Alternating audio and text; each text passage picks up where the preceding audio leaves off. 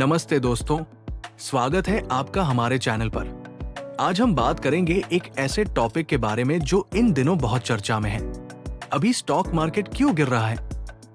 अगर आप हाल ही में बाजार को देख रहे हैं या अपनी पोर्टफोलियो पर नजर डाल रहे हैं तो आपको गिरावट जरूर नजर आई होगी। लेकिन चिंता की कोई बात नहीं, हम इसे आसान तरीके से समझाएंगे। तो चलिए शुरुआत करते हैं।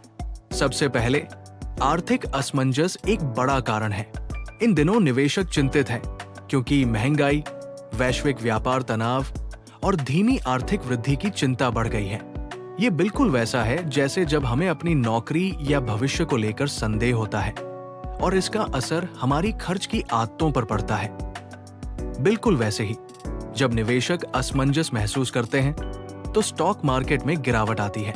अब उपभोक्ता विश्वास भी हाल ही में गिर चुका है और जब लोग खर्च करने में संकोच करते हैं तो कंपनियों के मुनाफे पर असर पड़ता है।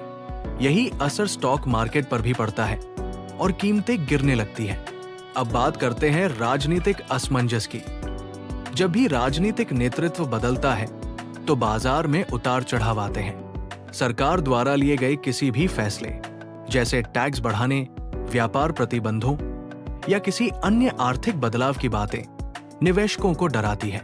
हालांकि हम ये भविष्यवाणी नहीं कर सकते कि सरकार क्या करेगी, लेकिन अनिश्चितता का डर ही निवेशकों को घबराहट में डाल देता है, जिससे बाजार में गिरावट आती है। अब एक और बड़ा कारण है स्टॉक की कीमतों का अधिक मूल्यांकन। खासकर टेक कंपनियों में, जैसे कि पलंतीर और अन्य की स्टॉक कीमतें बहुत ज्यादा बढ़ गई थी। अब जब ये कीमतें गिरती है तो पूरी मार्केट पर असर पड़ता है। ये एक सामान्य प्रक्रिया है। जब कभी कभी स्टॉक की कीमतें असल मूल्य से ज्यादा बढ़ जाती हैं, तो उन्हें वापस सही स्तर पर आना पड़ता है। इस प्रक्रिया को हम मार्केट करेक्शन कहते हैं। और एक महत्वपूर्ण कारण है वैश्विक आर्थिक स्थिति।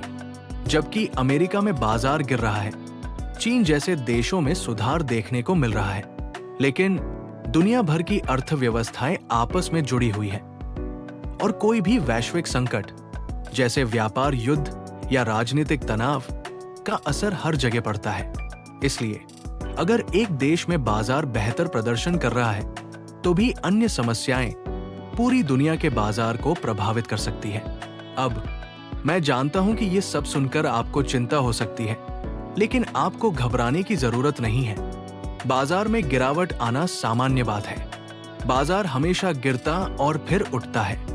अगर आप लंबी अवधि के निवेशक हैं तो आपको अपने लक्ष्यों पर ध्यान केंद्रित रखना चाहिए। लेकिन हाँ, यह भी जरूरी है कि आपके निवेश आपकी जोखिम सहनशीलता के अनुरूप हो।